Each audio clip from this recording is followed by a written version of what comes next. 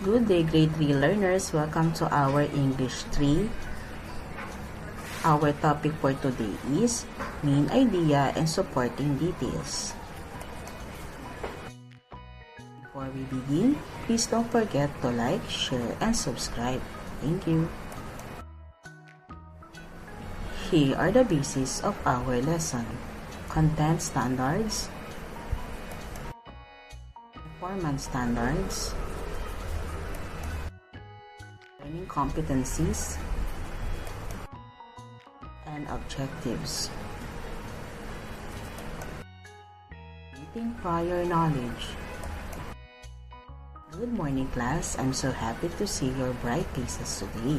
Are you ready to explore some wonderful stories and new words together? Let's dive into English. Yesterday, we talked about another material, which can take different forms, shapes, and sizes. Correct, it is clay. What are the uses of clay? Excellent. Clays can be used in pottery, in sculpture, and in building houses. Lesson purpose intention. Today, we will read again the informative text about clay, and we'll try to do the activities on making conclusions. You already know how to get information from text to support main ideas. We will develop these skills further. Lesson language practice.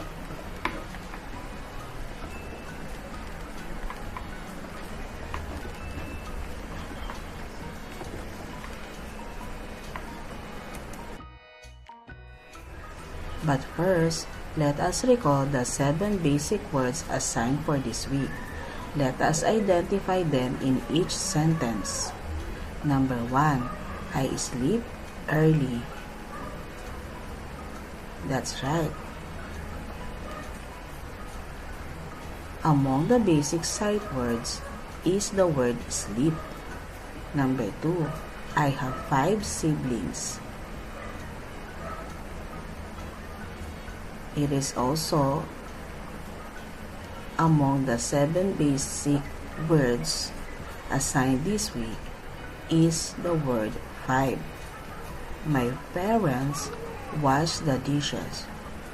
Wash is also included. Either my father or my mother cooks the dinner, or is also included. I pray before going to sleep. Before is also included. I have been an obedient child. Been is also included. The power went off during the storm. Off is also included. Again, these are some of the words in English that we often hear or read. That is why it is important to be familiar with them. Reading the key idea stem. This informative text about clay also had main ideas. Again, main ideas should be supported with other information or details found in the text. What do you call an idea or statement that is supported by details or information in a text? Very good. That is what we call a conclusion. We reach a conclusion after we examine ideas presented in a text. Developing understanding of the key idea stem. Try to recall the text we just discussed. Based on what you remember, you will determine whether the statements are correct or not. Let's check if the following statements are correct or incorrect. Statement 1.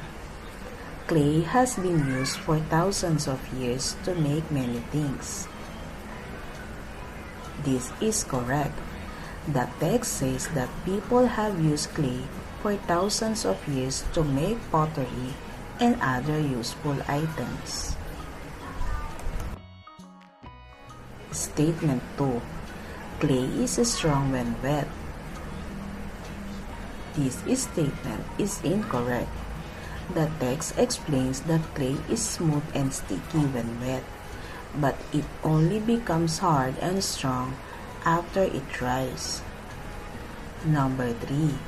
Clay is not important in pottery. It is incorrect. Clay is very important in pottery.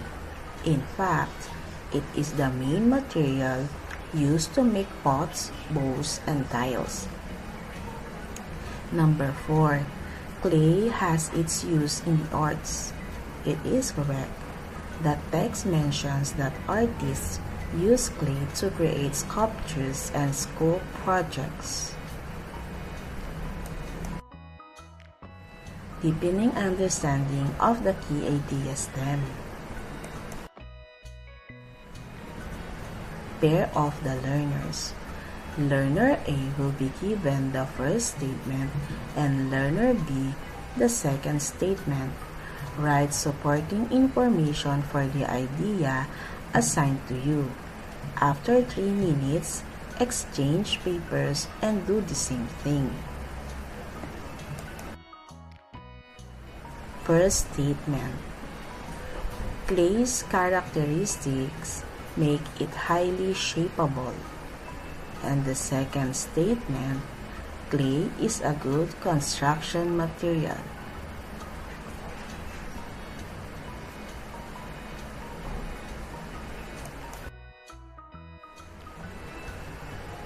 For the statements and example answer, Statement 1. Clay's shape makes it easy to use. Example answer, clay is soft and sticky when wet. It can be shaped into pots, toys, and models. Statement 2. Clay is good for building houses. Example answer, clay is used to make bricks. Bricks are strong and used to build houses. In the previous activity, you recalled how the two texts that we have read are similar and different. The text about metals and clays. Both give us descriptions of the ideas presented about them. They are different because the first text provided different metals and their characteristics. In the second text, there was only one element but several traits of it were also discussed. Making generalization and abstractions. Ask the learners to reflect and complete with statements. Today, I learned about blank. I also learned that in making conclusions, blank. Evaluating learning. Direction. Read each set of supporting information. Then, in your own words, write what idea is supported by the details. Try to form your own conclusion based on what you have learned. Item 1. Supporting information A. Clay is used by artists to make sculptures. Clay is used by artists to make pottery. Question. What idea is supported by these details? Item 2. Supporting information B. Early humans used clay in making useful items. Clay is used to make useful materials until now. Question. What idea is supported by these details? Item 3. Supporting information C. Builders can add other materials to clay to make it more stable. Farmers can mix clay with sand for plant growth. Question. What idea is supported by these details?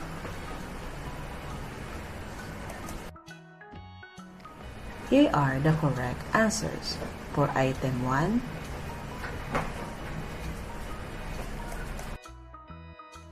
item 2, and item 3. Good job today, everyone. You listen well, share your thoughts, and work hard. Keep up the good work. See you next time.